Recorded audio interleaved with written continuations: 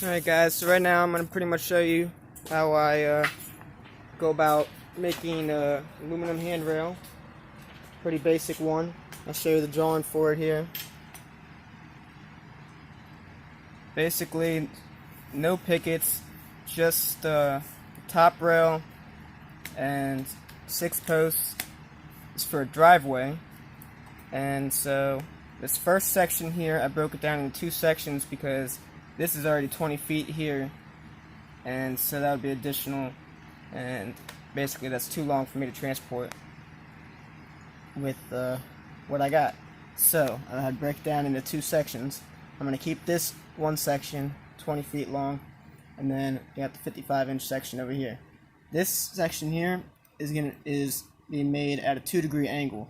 So the driveway basically goes as 2-degree angle and then a 7-degree angle from there down to the bottom of the driveway. So this first section is going to be made at 88 degrees there, 92 degrees there, and then over here we got 83 degrees and 97 degrees for that 7-degree decline rather. And so you got our S hooks here, little lamb's tongues, which we just made a video about those, so check that out.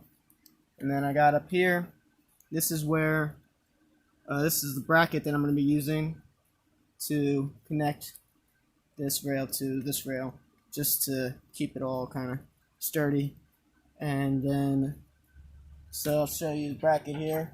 It's literally just gonna be a little, I just cut this out of an 1/8 inch flat bar, and then I cut a little seam, bent it, and then I welded it right across there, grinded it back down just a little bit. So now I'm going to drill out 2 holes here and here, and that's where it's going to drill into the top post, or the post from this section, and then I'm going to weld it on the bottom of one of these sections here. So we get welded on the bottom there all the way around, and then we get mounted onto, screwed into the top section. Then we got only other thing we really got on these is I'm putting little pegs off on the bottom, just like these little 3-inch pegs. That is just so that when they're in the concrete, just to keep everything a little bit more sturdy, since these are just 1 inch by 1 inch square tube posts. Wanted to make sure it's really in there, not gonna wobble for this person, because this customer actually I'm not gonna give out anything about them, but yeah, so right on here I was gonna have to make the bends first, because not a lot of times, but previously I will get not excited, but I'll just get started welding, and then I'll be like, shoot, now so I gotta bend this end that I got hanging off, and now that's a pain because I don't got the long section to deal with. And obviously, man, I got the bend. I didn't have I didn't even have the bender when I wrote that. So I just got the Harbor Freight compact bender, and that's how I actually ended up making these lamb tongues. So I just made a video about the unboxing on that, and then about how it worked out. So check that video out.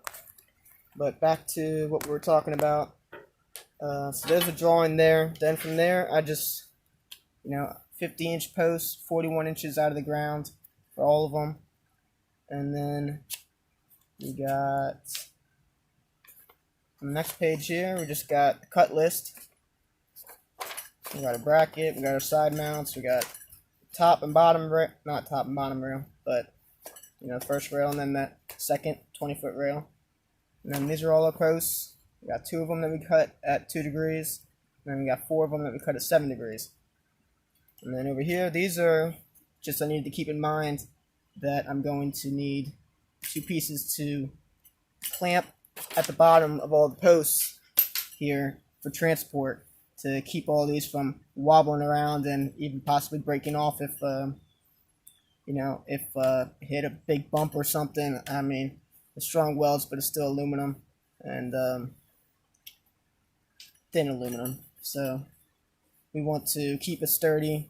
I'm going to, during transport, I'm going to put a bar across here and clamp it onto each post, and that way it won't be able to wobble. The post won't be able to wobble around at all.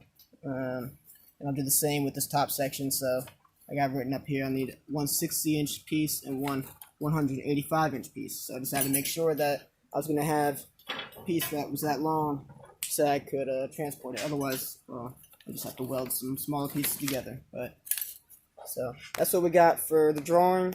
And then as far as getting started, I just had to mark them all, cut them all. So I don't have that to show you guys, but these are now all the pieces cut here. Let me see. We got a 7 degree here. We got, I'll show you how I mark them here. We got another 7 degree here. And this one must be the last one. So there we go. And then we got our 2 degree ones here. So we mark them like this, just so we remember which